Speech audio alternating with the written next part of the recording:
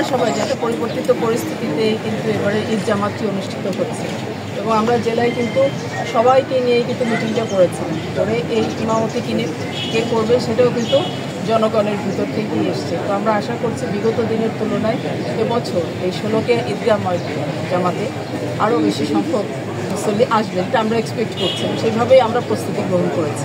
আপনারা জানেন এবছর 198তম ঈদ জামাত 16কে ঈদগাহ অনুষ্ঠিত হতে যাচ্ছে এবং এই উপলক্ষে দেশ বিদেশ থেকে সারা দেশ থেকে আপনারা জানেন বিপুল সংখ্যক মুসল্লি আসবেন, যে কিশোরগঞ্জ জেলার পাশাপাশি আশেপাশে ঢাকা থেকেও আসবেন।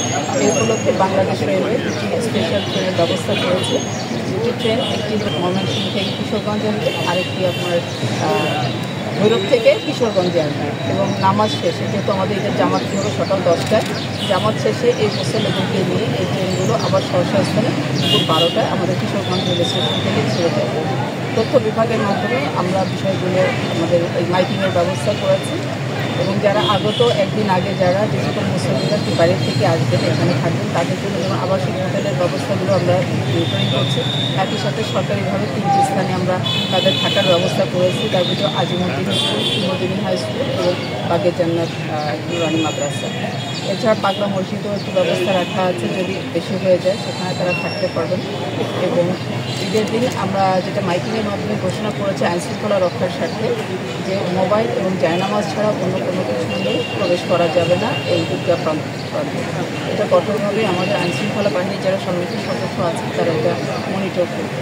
এখানে আমরা 6টি ওয়াচ টাওয়ারের ব্যবস্থা করেছি র্যাব এবং বাংলাদেশ পুলিশের জন্য। আইনশৃঙ্খলায় বাংলাদেশ পুলিশের সাথে র্যাব, বিজিবি, আনসার এবং বাংলাদেশ সেনাবাহিনীর যেটা সারা দেশে আছে তারাও টহলের কাজে আমাদেরকে সার্বিক সহযোগিতা প্রদান করবে। বিজিবির জন্য আমরা 5 প্লাটুন বিজিবি চেয়েছি স্বরাষ্ট্র মন্ত্রণালয়ের কাছে, হয়তো আমরা পেয়ে গেলে তখন আপনাদেরকে পূর্ণাঙ্গ তথ্যটি দিতে পারবো আসলে আমরা কতজনকে এখানে পেয়েছি এটাই। আর আমাদের যেটা আছে যে ফায়ার সার্ভিসের ব্যবস্থা আছে, অগ্নি নির্বাপন বা অন্যান্য যে অনেক সময় কিছু দুর্ঘটনার আশঙ্কা থেকে থাকে সেই জন্য আমরা ফায়ার সার্ভিসকে প্রস্তুত রেখেছি। জনস্বাস্থ্যের মাধ্যমে ওয়াশ ব্লক, খাবার পানি যে বিষয়গুলো আছে সেগুলো আমরা তৈরি করেছি। পৌরসভার মাধ্যমে আলোকসজ্জা এবং এই ঈদগাহ ময়দানটিকে সুসজ্জিতকরণের কাজটি আমাদের পৌরসভার মাধ্যমে মূলত হচ্ছে। তারা এই কাজটি শেষ পর্যায়ে প্রায় নিয়ে এসছে, অলমোস্ট শেষ।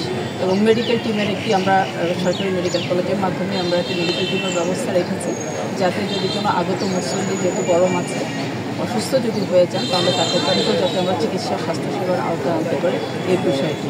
আর তথ্যের মাধ্যমে আমরা সারা শহরে মোটামুটি এই ঈদগায় গভর্নমেন্টে কী করতে হবে, কী আনা যাবে না যাবে এই বিষয়ে আমরা একটা মাইকিংয়ের ব্যবস্থা করেছি, যাতে আমাদের মুসল্লিগণ নির্বিঘ্নে নির্ঝঞ্ঝাট সুন্দরভাবে এই যে ঐতিহাসিক শোলাকিয়া ঈদ জামাত যে আসে, এটা লাখো মানুষের কিন্তু একটা স্বপ্ন এখানে এসে যে নামাজ পড়া ঈদের জামাত।